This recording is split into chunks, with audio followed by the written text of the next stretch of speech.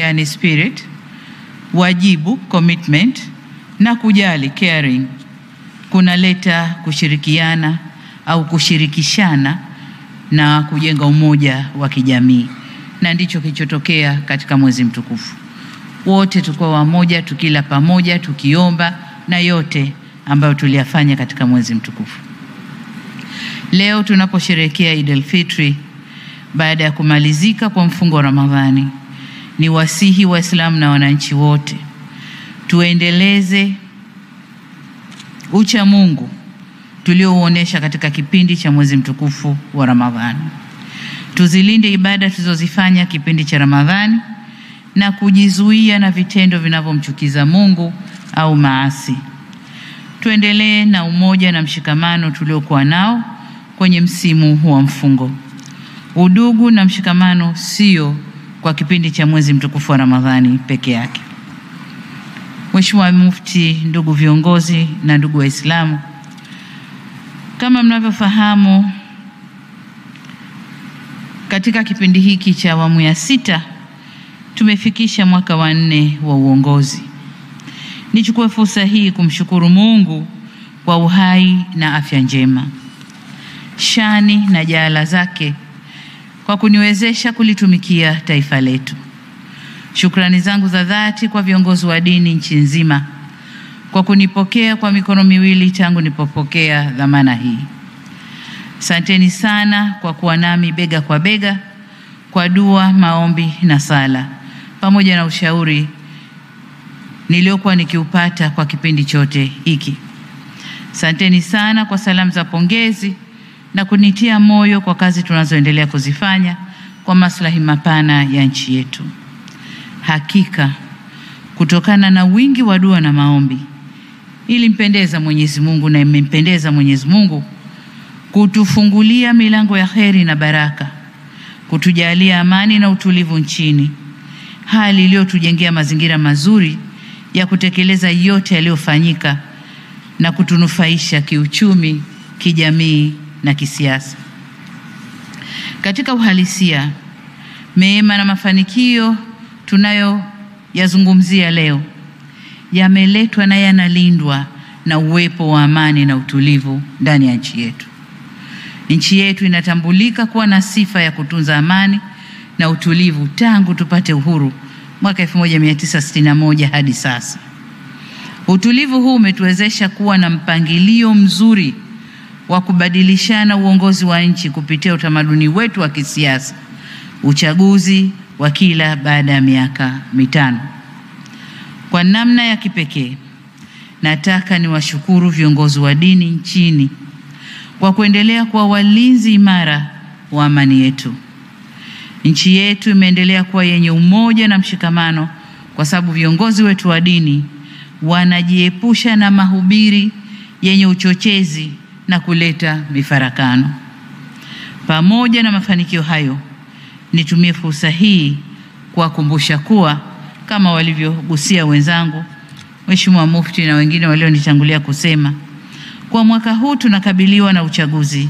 Hivyo nawasihi sana viongozi wetu wa dini tushikilie msimamo wa imani, udhibiti wa nafsi zetu na wajibu wetu katika kuikuza na kuitunza amani yetu nchini. Alikadhalika niwaombe katika madhehebu na makundi yenu mbalimbali muweze kuwadhibiti wale wachache miongoni mwenu walio na mwelekeo wa kuhubiri na kupandikiza chuki kwa wananchi dhidi ya serikali yao. Waache kufanya hivyo. Ni vyema sote tujue kuwa katika mifarakano na hasama hakuna atakayeibuka mshindi, bali kutatokea hasara na majanga. Waheshimiwa viongozi wa dini, jukumu la kusimamia amani nchini ni la serikali kupitia vyombo vya ulinzi na usalama, na kwa upande mwingine ni jukumu la wananchi wote wa Jamhuri ya Muungano wa Tanzania. Kwa kiasi kikubwa, ari na mori za wananchi huchochewa na maelekezo ya viongozi wao wa dini. Kwa msingi huo, nimewiwa kulitupa jukumu la ulinzi wa amani na utulivu wetu nchini mikononi mwenu, waheshimiwa viongozi wa dini. Serikali kwa upande wake tasimamia na kulinda misingi ya katiba ya kuheshimu uhuru wa raia na kuabudu na kuhubiri dini, ila kamwe hatutomvumilia yoyote atakayetumia haki hii kuchochea chuki na uhasama. Tumeapa kulinda haki na utu wa kila Mtanzania, hivyo hatutosita kufanya wajibu wetu bila woga. Waswahili husema chelea mwana kulia basi hulia yeye. Kwa nasi hatuko tayari kulia sisi na tukamwacha mwana atovuke. Mwana yoyote atakayetovuka tashughulika naye ili kulinda wengi wasilie. Hatutafanya ajizi ya kutokushughulika na wavunjifu wa amani na wachochezi wa vurugu. Waheshimiwa viongozi wa dini, najua mnajiuliza kwa nini nimechukua muda kuweka mkazo kuhusu kulinda amani na mshikamano kwa Watanzania. Nimefanya hivi ili kutoa indhari kwa dini ibaki kwenye majukumu yake ya msingi ya kulea waumini kiroho na kimaadili kuendana na misingi ya dini zao. Ila kamwe viongozi wetu wa dini wasidandie ajenda au vishawishi vya kisiasa na kuweza kuvuruga nchi yetu. Badala yake, viriri au majukwaa ya ibada yatumike kwa ibada, yasitumike na wanasiasa kufanyia propaganda zao.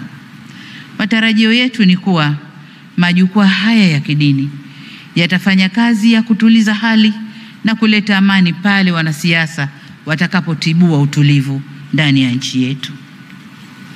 Mheshimiwa Mufti na viongozi wa dini, nimepokea maoni yenu ya kusahihisha mapungufu yaliyojitokeza kwenye uchaguzi wa serikali za mitaa. Niwaahidi kuwa kama serikali tumejipanga uchaguzi huu kufanyika kwa njia ya haki kwa kusimamia misingi yote ya kanuni, sheria na desturi zote za uchaguzi. Ile falsafa ya R4 itaendelea kuwa moja ya nyenzo zetu kuu katika uchaguzi mkuu unaotukabili. Nyote ni mashahidi wa maboresho na mageuzi makubwa tuliyokushafanya, kama vile kuruhusu mikutano ya kisiasa kuendelea nchini, inaendelea huko, bunge kufanya mabadiliko ya kisheria na kufuta sharti la mgombea kupita bila kupingwa, na sasa kila mgombea wa ubunge au diwani lazima apigiwe kura. Lakini vile vile tumeanzisha tume huru ya uchaguzi iliyokuwa ikidaiwa miaka yote, tayari tumeshaianzisha.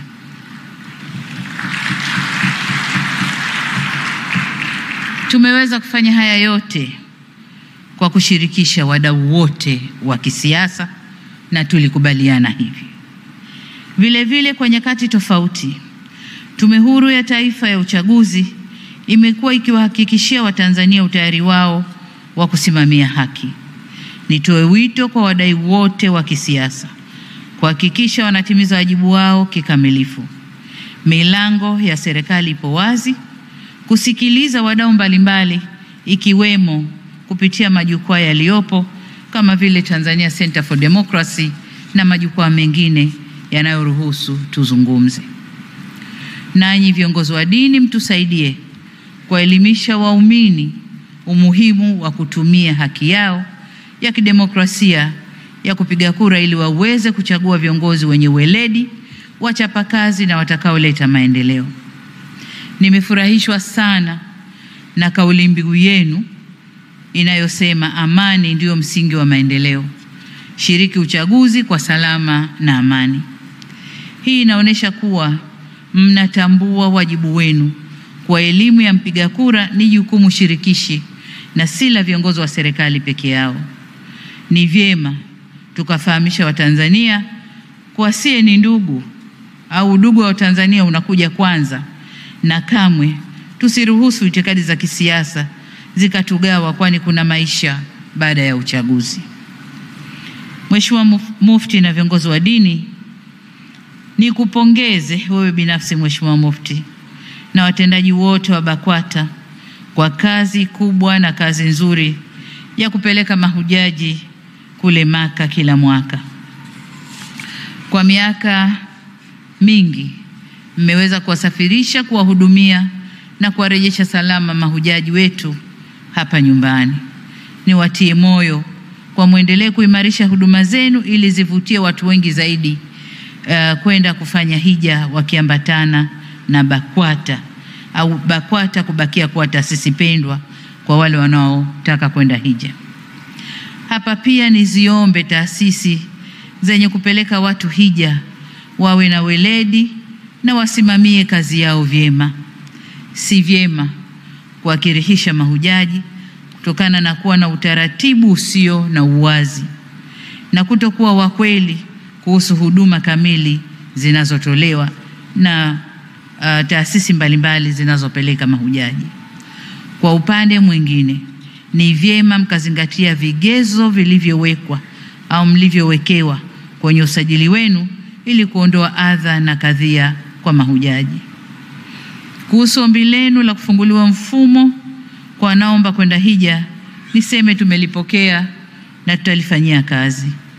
Ila hapa niwe muwazi kwa nyote, mnafahamu kuwa tarehe ya mwisho ya kuwasilisha maombi haya ilishapita takriban kitambo kidogo, lakini kwa sababu hatukutimiza yale tuliopangiwa tumeongezewa muda. Sasa hili la kuomba utaratibu wa kufunguliwa kila mwaka, hii ni hisani, kwa tusigeuze kuwa ndio haki yetu. Hapana, kwa sababu wengine, nchi zingine wanajitayarisha, hawaombi kuongezewa na kila kitu wanakifanya kwa muda muafaka. Kwa nadhani tujitizame upande wetu, tujirekebishe nasi tuweze kwenda kama wanavyokwenda wengine. Serikali ya Saudi Arabia imeweka utaratibu huu kwa kuwa na muda maalumu wa kujisajili ili waweze kumudu kuhudumia mahujaji wote kikamilifu. Hija ni ibada, ila pia ni sehemu ya biashara kwa ile serikali au nchi tunayokwenda. Hivyo ni lazima waweke mazingira rafiki na wezeshi ya kuhudumia watu wote. Wakipata idadi ya watu mapema kutoka kila nchi, wanapata kujiandaa vyema. Lakini tunapokwenda last minute, hawajalipa, nisubiri, mimi taasisi yangu bado sijatimiza, tunakuwa tuna wakera wao, lakini wanatuona na sisi kwamba hatuna mpangilio mzuri. Niombe sana kuanzia mwakani tujipange vizuri. Kama nilivyosema, tujifunze kwa nchi nyingine ambazo zinafanya vizuri. Nafahamu hata mwaka jana tuliomba kufunguliwa, kwamba hatukumaliza last minute tukaomba kufunguliwa. Kwa hiyo sasa ile hisani tunayopata isiwe kawaida. Lakini kuhusu ombi lenu la kutumia ATCL kwenye safari yenu ya hija, nimepewa taarifa kwa ATCL imefanya maandalizi ya ndege Boeing 737-9 kwa ajili ya safari hizo na ipo kwenye hatua za kuomba vibali vya kufanya safari hizo kwa mamlaka husika nchini Saudi Arabia. ATCL wamenieleza kuwa wapo tayari kufanikisha safari hizo. Mheshimiwa Mufti na viongozi wa dini, serikali inatambua na kuthamini mchango wa nafasi ya dini katika kulea jamii na ustawi wake. Niwahakikishie kuwa tupo nanyi bega kwa bega katika kuhakikisha dini na nafasi yake katika kujenga uongofu kwa wananchi. Katika mwezi huu mtukufu wa Ramadhani, jitihada kubwa imefanyika ya kutoa elimu ya dini si tu kwa watoto bali hata wakubwa. Tumeona vikao vya elimu kupitia TV mbalimbali. Kwa nafuatilia TV Imani, Maasim TV, Darsa TV kule kwa Sheikh Walidi, lakini pia tumeona Busati la Mtoro kule kwa Sheikh Abbas. Vipindi mbalimbali, elimu mbalimbali ya dini, na hawa ni wachache tuliowataja. Kwa hiyo kwa mwaka huu niseme, ndugu zangu viongozi wa dini, tumefanikiwa vizuri sana kukuza na kueneza elimu ya dini na kuwafanya watu. Lakini nilikuwa nafuatilia pia watu wanahojiwa. Kwa mfano jana walipovunja Busati la Mtoro, baada ya kuvunja lile busati watu wakawa wanahojiwa. Hasa katika mwaka ambao misikiti imejaa ni mwaka huu. Kwa hiyo huo ndio mwendo wa kwenda. Niombe sana viongozi wa dini tuendelee kutoa elimu ili watu basi wajue hadhi yao na wajue wajibu wao kwa dini yao. Elimu ya namna hii hujenga watu na uchamungu, watu wema wenye upendo, utulivu na subra. Hujenga hulka njema zinazopunguza uovu kwenye jamii. Kwa msingi huu, niwapongeze kwa jitihada zenu za kuwajengea uwezo walimu wa madrasa kwa kuwapa mafunzo maalum ya elimu ya dini na mbinu za kufundisha au kufundishia, ikiwa ni pamoja na elimu ya saikolojia ya malezi kama mlivyosema hapa. Niwaombe mhakikishe kuwa elimu hii inakuwa endelevu. Isiwe tu kipindi ikapita tukaendelea mambo kama kawaida, lakini elimu hii ya kuwafundisha hawa walimu wa madrasa, kuwafundisha saikolojia ya malezi na mengine, iwe elimu endelevu. Na nasisitiza hili kwa sababu bila walimu hawa kupewa elimu, ni wazi kuwa tunahatarisha kupeleka watoto wetu madrasa kwa watu wasiojua kukaa nao. Na ndio zile kesi tunazosikia moja moja. Mwalimu wa madrasa kafanya, mwalimu wa madrasa kamshika, mwalimu wa madrasa hivyo. Sasa tukiwafundisha watajijua wao nani na wajibu wao. Kwa upande wetu serikali tuendelea kuchukua hatua za kisheria au kisera kuimarisha ustawi wa jamii, na niwaombe viongozi wa dini muendelee kutusaidia kuilinda taasisi ya familia na kuweka vijana wetu kiimani au kuwajenga vijana wetu kiimani, ili kwa pamoja tuweze kulinda taifa letu dhidi ya mmomonyoko wa maadili. Kuhusu ombi lenu la kurasimisha masomo ya dini katika shule za awali na msingi, waziri wa elimu yuko hapa, waziri wa TAMISEMI yuko hapa. Na ombi hili lilishaletwa serikalini, lakini bado tunaendelea na mijadala huku tukiwashirikisha muda baada ya muda, tuone jinsi tunavyoweza kulifanyia kazi. Kwa hivyo niombe tusichoke tunapoitana kujadili hili, tuje tujadili na tuone jinsi tutakavyoweza kulifanikisha. Niwaombe pia tuwe na subira kwenye kulikamilisha hili, kwa sababu bado hatujamudu kukamilisha ikama ya walimu wa masomo yote. Bado kila tunavyoajiri walimu bado kwa hiyo kuna mambo ya kipaumbele, walimu wa sayansi, walimu wa nini, tukijua kwamba madrasa zetu huku zinafanya kazi ya kusomesha watoto wetu. Tutaendelea kutenga bajeti ya kuajiri walimu ili tuweze kufikia uwiano unaotakiwa wa walimu kwa wanafunzi, ili hili nalo tuweze kuliingiza. Ndugu zangu, ni wasihi tuendelee kushikamana katika kujenga nchi yetu Tanzania. Kamwe tusichoke kusahihishana na kusameheana pale tunapokwazana. Pia tuweke mkazo kwenye kufanya kazi kwa bidii na weledi ili nchi yetu iweze kujitegemea kiuchumi na kijamii. Tukiangalia kwenye Surat Al-Mulk aya ya 15, Allah Subhanahu wa Ta'ala anasema, yeye ndiye aliyefanya ardhi iwe nyepesi kwetu. Basi anatutaka tutembee katika pande zote na kuleta au tule riziki katika yale mambo aliyoyatengeneza, na kwake yeye ndiyo marejeo yetu. Aya hii inatufundisha kwamba wanadamu tunatakiwa kujitafutia riziki halali juu ya mgongo wa ardhi. Hivyo tusichoke kuitafuta riziki hii mpaka pale utakaporejea kwa Mwenyezi Mungu. Pia ibara 25 ya katiba yetu ya Jamhuri ya Muungano wa Tanzania inasema kazi pekee ndiyo huzaa utajiri wa mali katika jamii, na ndilo chimbuko la ustawi wa wananchi na kipimo cha utu.